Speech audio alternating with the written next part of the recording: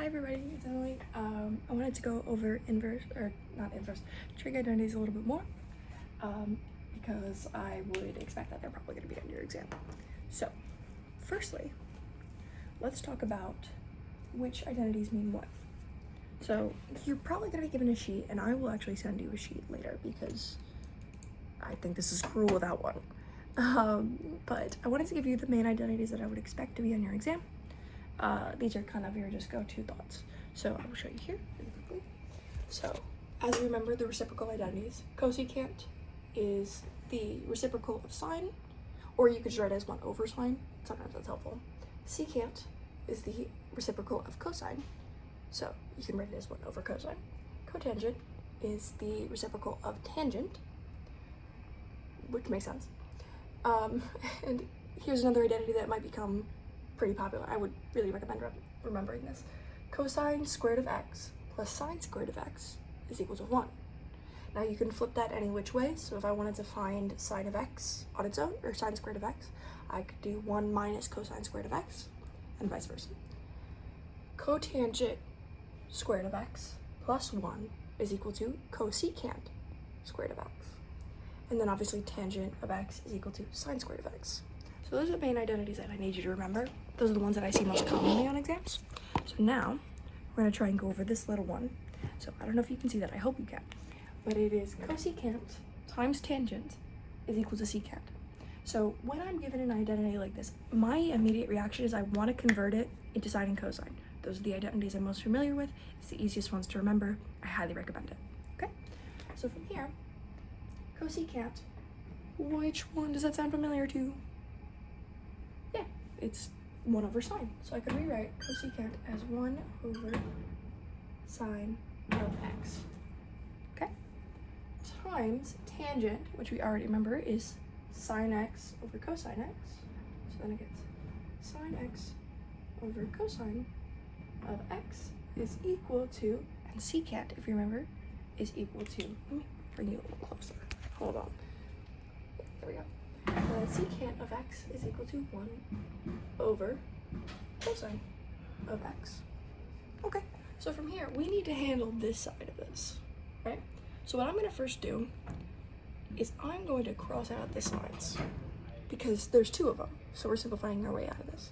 So then I have 1 times 1 over 1 times 1 over cosine of x is equal to 1 over cosine of x. Okay, so then I know that 1 over cosine of x is equal to 1 over cosine of x. This will be your final answer. Isn't that so much easier? And I know it looks complicated, it feels complicated, but once you remember your identities, it should be pretty easy. I think one of you had mentioned that you're going to have this on the quiz, but I wanted to make sure that you have them for this practice question. Okay, so from here, I'm going to put you down for a second. We're going to try one a little bit harder. It's not terrible, it's just long. Okay. So, we're going to try. I had it and then I lost it. Here we go. Okay. I want you to prove to me that 1 minus sine squared of x over cosecant squared of x minus 1 is equal to sine squared of x. It's a lot of work, I know. But let's convert it to the best that we know. So, again, try sine squared of x.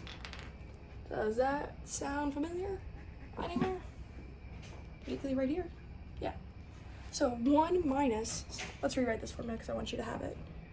Cosine squared of x is equal to 1 minus sine squared of x. And the way I got this is I literally just subtracted sine squared of x on both sides. Okay. So from here, cosine squared of x seems a lot easier to deal with, right? Yeah. Okay. So we're gonna put cosine. It's hard to write and hold the phone at the same time, so I apologize for my video quality. Cosine squared of x over cosecant minus 1. So you don't need to write it all the way out, but I find it kind of helpful to see the full steps. So cosecant squared of x minus 1. Okay. So where do we see cosecant squared? Right there, right? So if I do -1 on both sides, I'm gonna get cotangent squared of x is equal to cosecant squared of x -1, okay?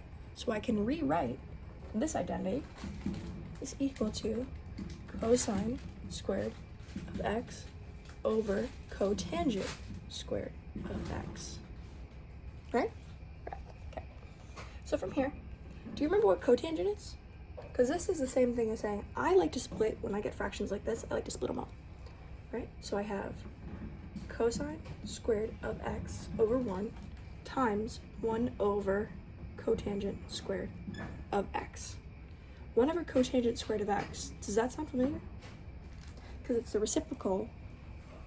Cotangent is equal to 1 over tangent. So tangent would be equal to 1 over cotangent, right? So then I have cosine squared of x over 1 times tangent squared of x over 1. Now from here, if you remember, tangent can be rewritten as cosine over sine, or sorry, sine over cosine. My apologies.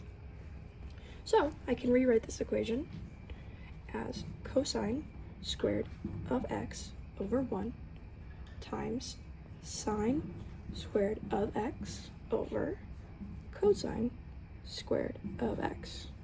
Okay? So from here, this just becomes simplification, right? We don't want 2 cosine squareds. It's got to make our life harder in the long run. So we can just cross them out. And then all I have left is 1 times sine squared of x over 1, or, write it over here because I ran out of space, sine squared of x is equal to sine squared of x. So we solved it. We proved that this is equal to this. Granted, it was a lot of work, but we ultimately got to it in the end. So if you have any questions, I'll be happy to answer them. I will be posting this onto my YouTube channel, probably. And if you have any questions, I will be happy to help you. But other than that, thank you for sitting in with me, and we will talk later. Bye.